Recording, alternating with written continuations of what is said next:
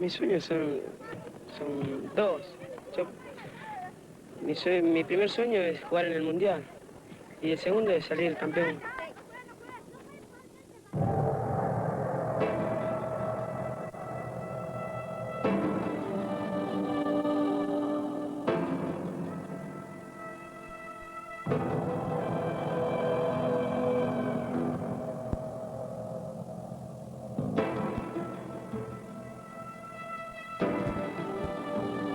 Moment in any player's career, the final whistle when he has just won the World Cup final. In Mexico in 1986, Diego Armando Maradona was on top of the world. Success follows him everywhere. To Italy, where he has been league champion and UEFA Cup winner with Napoli. Here, he is the controversial darling of one of the world's most volatile fan clubs.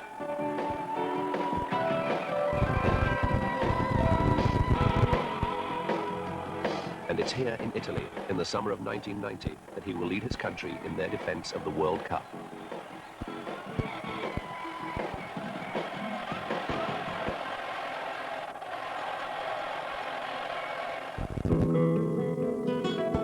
He was born on October the 30th, 1960, at Llanos, Buenos Aires. He entertained himself playing for a local team called Les Cibolitas, the Little Onions. At an early age, the young Diego was displaying a technical virtuosity uncommon even in South America. It was no coincidence that he had adopted the number 10 shirt. In South America, this is more than a number. This is the badge of honor of a star player.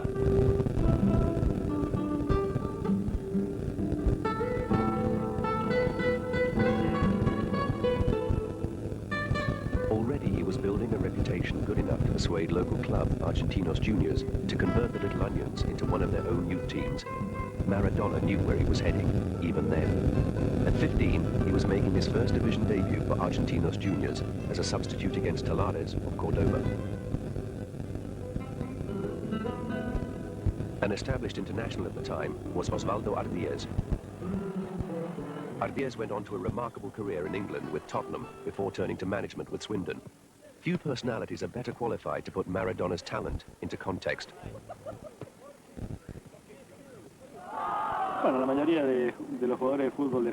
Most footballers in Argentina learn to play football on the streets. There are football pitches everywhere in Argentina.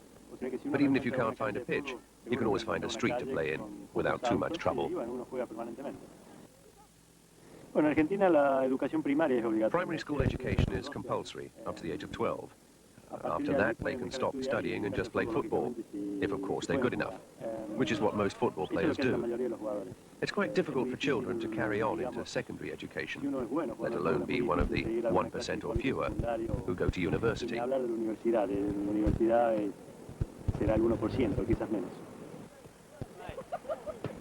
In Argentina, clubs fulfill a very important role.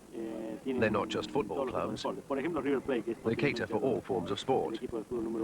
For example, River Plate is probably the #1 football club in Argentina. Yet you can go swimming there, play tennis, basketball, all the sports you can imagine. However, the emphasis is always on football. If the football is going well, all the other sports follow suit. Why did he think so many of Argentina's talented players leave home to join European clubs? What's happening in the football clubs now is a reflection of the economic situation in Argentina. Argentina is currently experiencing a particularly serious economic crisis, which is naturally accompanied by numerous problems. That's one of the reasons why the clubs are so keen to sell their players to foreign clubs, especially European ones, paying hard currency, such as dollars.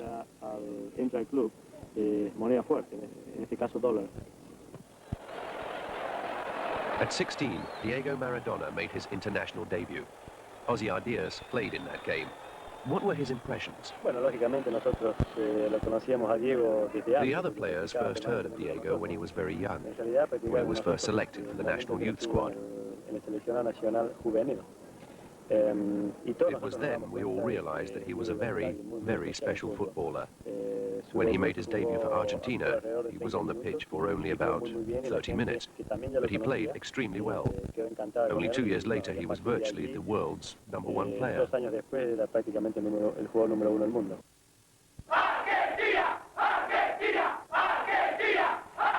In 1978, Argentina hosted the World Cup finals.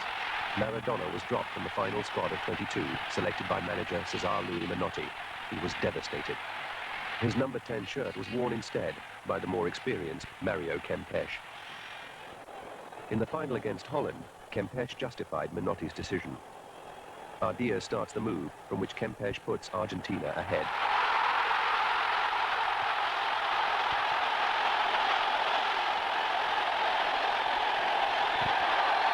Holland would later equalize and send the match into extra time. Here again, Kempes strikes for a goal which turned him briefly into the world's top player. It may have looked messy, but they all count.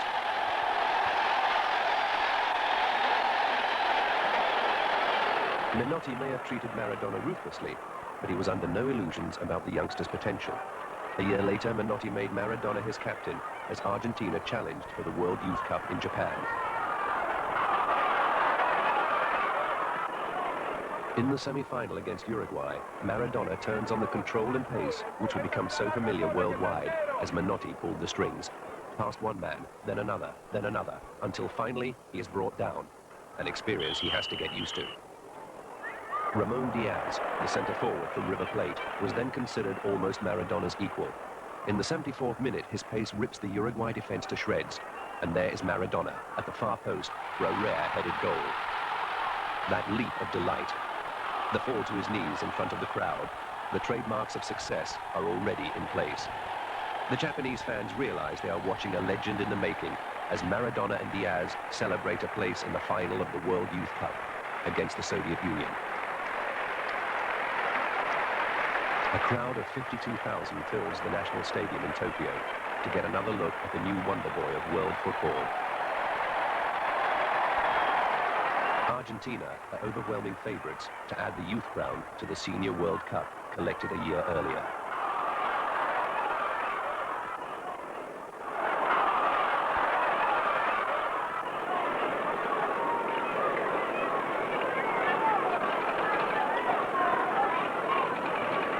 In the second half, Maradona sets up this chance for Diaz, but he is foiled by the Russian defence.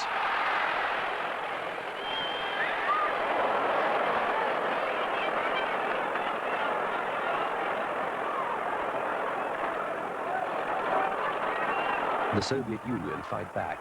They push up in midfield, and a cross from Stukashov is headed home by Ponomarev. 1-0 to the Soviet Union. Chanov is delighted. The fans eagerly await Maradona's response.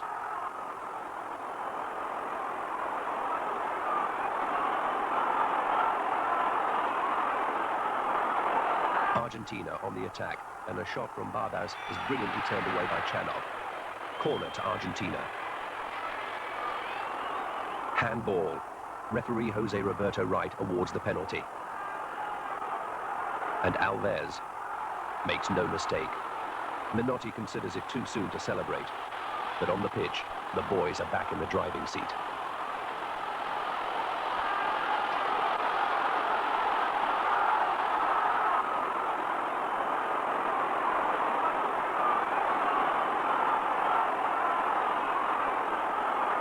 Diaz sprints away from his markers and slides the ball inside the far post. Menotti's assistants lift them off the bench in their delight. Argentina are on their way.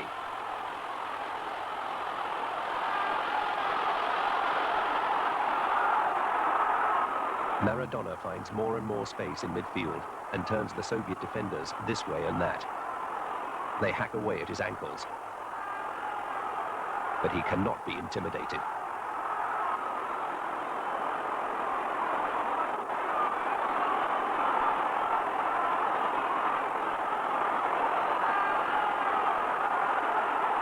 His vision pulls the Soviet defense apart, and he is brought down on the edge of the penalty box.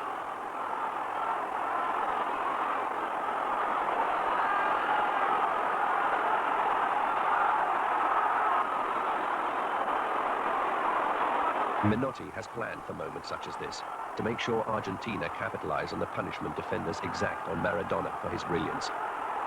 The defense retreats. Maradona steps back, sizes up the angles, and bends his free kick around the wall and inside Chanov's right-hand post.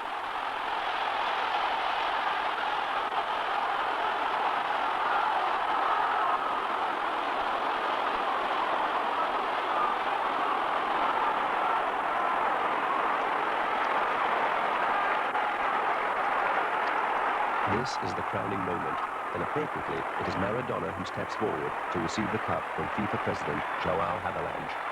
7 years later, in very similar circumstances, they would come face to face again. In the meantime, Maradona must come back down to earth and learn more about Thus, the omens for Maradona's move to Barcelona were not good. The Catalan public is one of the most possessive in world football. I didn't realize I was so important, even if so much money was being paid for my contract. I know that I'm a good player. Nevertheless, you can't put a price on all this. Maradona plays in the famous blue and burgundy stripes for 2 years, but spends almost half that time sidelined. First by injury, then by illness when he contracted hepatitis. Not even the arrival in Barcelona of Argentine manager Menotti could help Maradona lift the Catalan club to the Spanish championship the fans demanded. The Catalans grew impatient and critical. In all, for Barcelona, he played 36 league games, scoring 22 goals. He'd already realized it was time to move on. Naples was an ideal destination. This was the port from which so many Italians had sailed to a new life in Argentina at the turn of the century. This was the city which came closest to being a European Buenos Aires. Napoli president Corrado Ferleno found it difficult to raise the initial down payment on Maradona. But when he got his money together, he was instantly rewarded.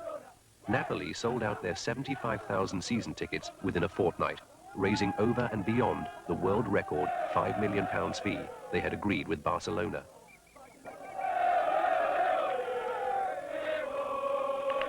A major industry sprung up in Maradona souvenirs. Thousands of fans would take part in Maradona look-alike contests. The king had come at last to his throne.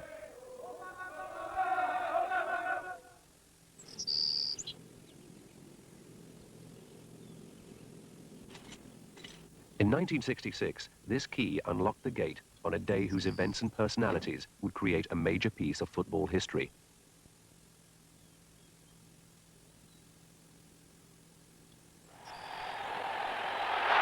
Around 7 hours later, with Wembley Stadium filled to its old 100,000 capacity, England would beat West Germany in one of the most talked about finals of any World Cup. English and German flags mingle on the terraces in anticipation of a match which featured some of the game's most enduring characters.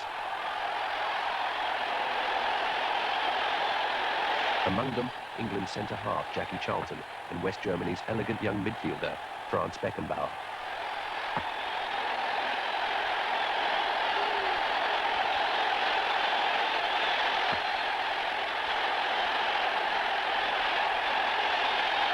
When Jeff Hurst fires this goal in the last seconds of extra time, England were assured of a 4-2 victory, and Charlton his moment of football immortality. More than 20 years later, as manager of the Republic of Ireland, Charlton has his own inimitable way of judging Diego Maradona. I think other players make him a great player. I think other players who play with him tolerate a lot from Maradona. I've seen him 3 times in this last 2 years, and he's done very little. And then all of a sudden he's done something. And the games, he's completely changed the game. He's very... Beckenbauer, on the beaten side in 1966, had his revenge in Mexico 4 years later. This goal inspires West Germany to recover from 2-0 down and go on to win 3-2 in extra time. 4 years later, he too would lift the World Cup after beating Holland in Munich. In 1986, Beckenbauer managed the West German side, beaten by Maradona's Argentina. Diego Maradona is nach wie vor Maradona is the best player in the world. At least he was in 1986.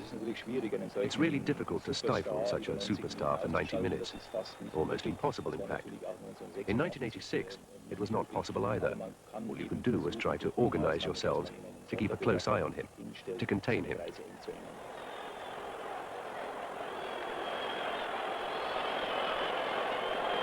I believe, quite simply, that you should not be afraid of him, although you must take him very seriously and respect him. He's a technically outstanding player who knows all the tricks. He has everything. He's the perfect footballer. You must always count on him using the element of surprise. Any player who has to mark him has a thankless task. Osvaldo Ardiaz also holds him in high esteem. As far as I'm concerned, Maradona is the best player I've ever seen.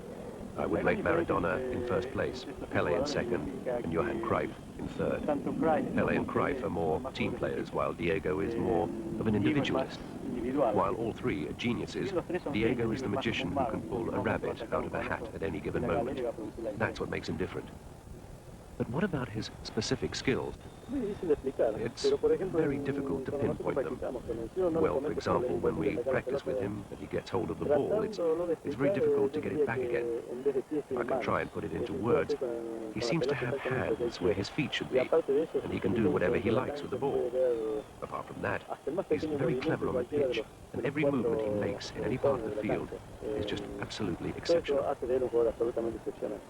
Olympic champions such as decathlete Daley Thompson and double-track gold medalist Sebastian Coe, as well as tennis star Boris Becker, have all turned for guidance over the years to Frank Dick, British Athletics National Director of Coaching. Well, in my opinion, what sets him apart in terms of physical attributes is he has immense speed and immense strength.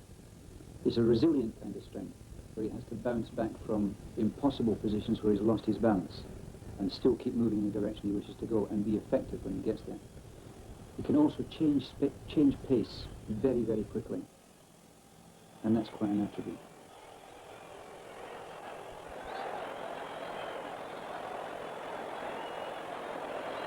He'd probably ask me to help with his long-term planning and to look at, if you like, specific things like speed and avoiding injury. In an athlete's case, I'm a tennis player.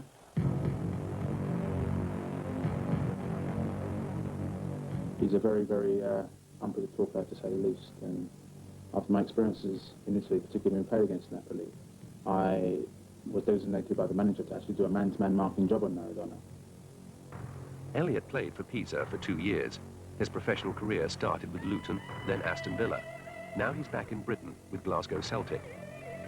If you went in bad areas of the field, I mean, you've got to think two ways as well, because Maradona's an extremely clever player, and if he's drawing me into bad areas, I mean, obviously the manager said to me, you know, don't go into those areas. But once he had the ball and he was within sort of 35 to 40 metres of goal, then I was told to do a strict marking job.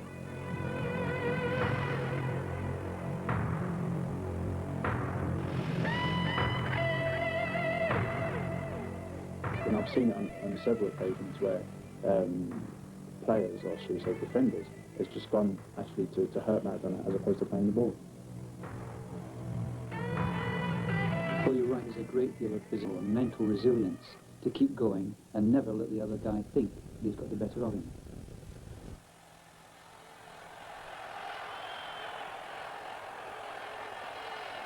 You must respect Maradona because he possesses an abundance of talent. So as far as I was concerned, having played against him and realising the reaction of other defenders when I play against him, I think, yes, there was fear. I think there has to be fear.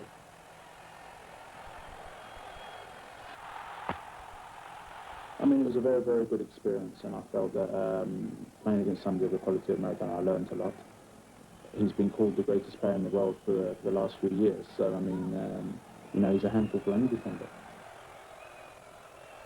You certainly knew you were there, though, yeah? Yes, I'd like to hope so, particularly when we played against Napoli, which was the second to last game of last season, and we came into a few sort of physical confrontations, and because in Naples they see him as the next best thing to God, it created a bit of a stir with the supporters. But yes, it was a marvellous experience. You managed to get every place behind you? Fortunately, after a police escort, yes.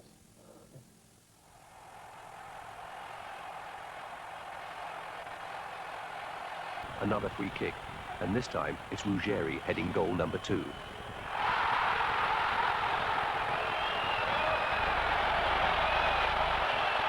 Still, this new, mature Maradona isn't finished. The tired Koreans can no longer catch him as he breaks down the right to provide a simple goal for Valdana.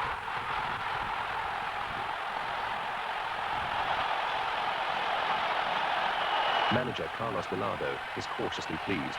He knows Maradona must climb that same mountain in 6 more matches if Argentina are to win the World Cup. Each opponent will be tougher than the one. As a conjurer would say, the quickness of the hand deceives the eye. And Maradona has conjured a goal out of nothing with the help, as he would later claim, of the hand of God.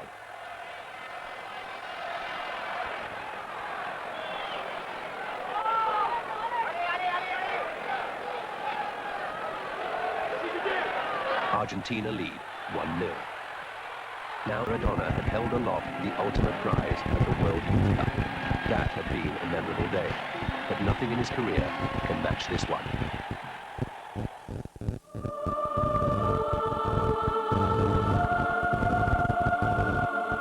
This is Napoli's last home game of the 1986-87 season.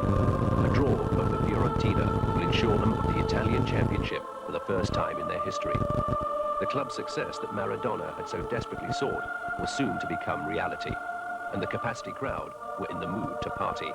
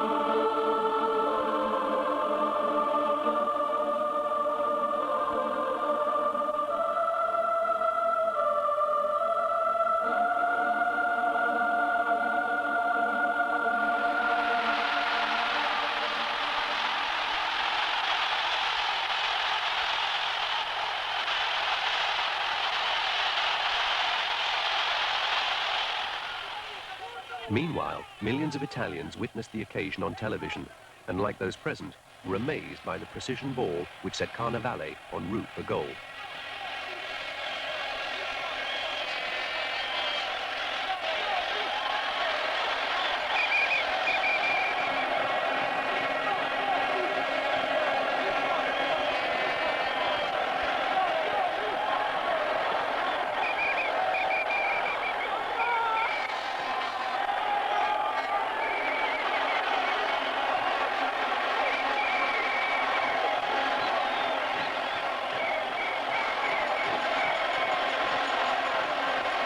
But the unthinkable happens. Fiorentina equalize from a free kick by Baggio. Goalkeeper Revela is furious. His defensive wall was not doing its job, as Italian television was to highlight so painfully.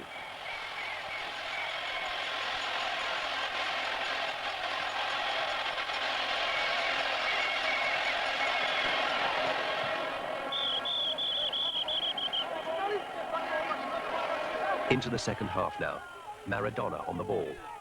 The fans' hopes and prayers on his shoulders. The fans wait with growing impatience. If they can only hold on, the draw will be enough.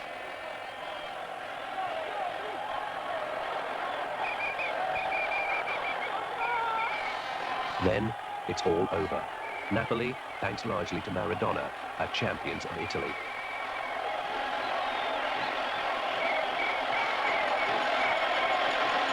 Maradona's personal contribution has been 10 goals in 29 games. Not bad by Italian standards. So who better, after all this, to captain the rest of the world at Wembley in the celebrations for the centenary of the Football League? Maradona is not the most popular player on the pitch. The English fans still have not forgiven him for the hand of God goal in the '86 World Cup. And they have also been assailed in the days leading up to the game with reports that Maradona was to receive an appearance fee of £100,000. Maradona is more than a footballer. He is a one-man financial empire. Of his teammates at Wembley, only Frenchman Michel Platini, appearing alongside Maradona for the first and last time, could be considered on the same financial plane. Maradona's original contract with Napoli was reported to be worth £500,000 a year, but he's rumoured to earn twice that with bonuses and sponsorship deals. To be worth so much, Maradona must keep on winning and keep on repelling rivals to his throne.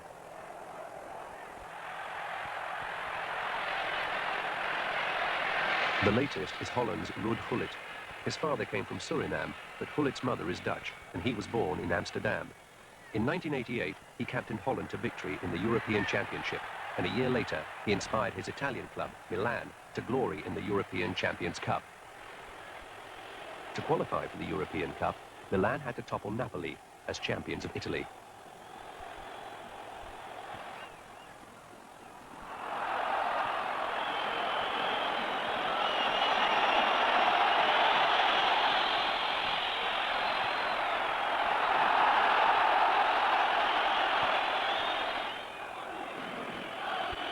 Again, Napoli's defensive wall fails to do its job, and Milan take the lead through Virdis.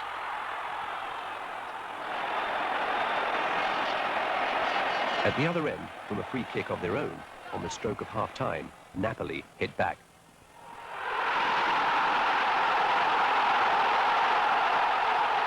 Maradona curls his shot round the wall, and though Galli gets his hand to the ball, the power carries it on into the top corner. Into the second half, and Gullit is dispossessed by Maradona, much to the crowd's delight. But Gullit gets it back.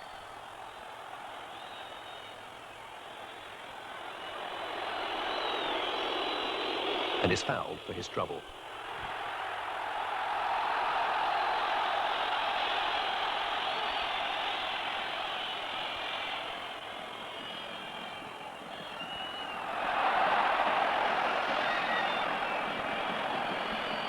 Gullit is remarkably nimble for so tall and strong a man. Now he's finding space out on the right and opening up Napoli's defense for Virdis to head home.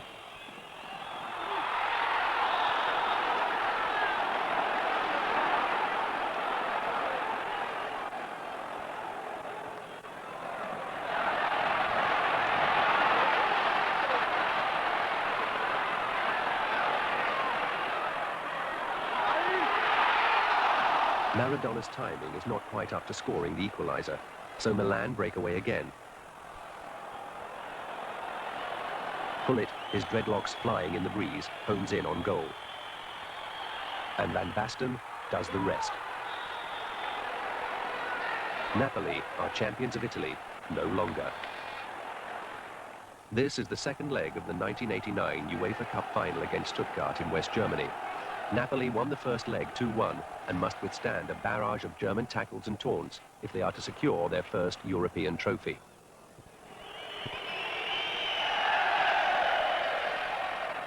A foul on Maradona. It could be said that Diego Maradona has done it all, but he won't give up the title of the world's greatest player easily. Only after the World Cup finals in 1990 will we know who the new king of soccer is. But for the moment, Maradona has the world at his feet.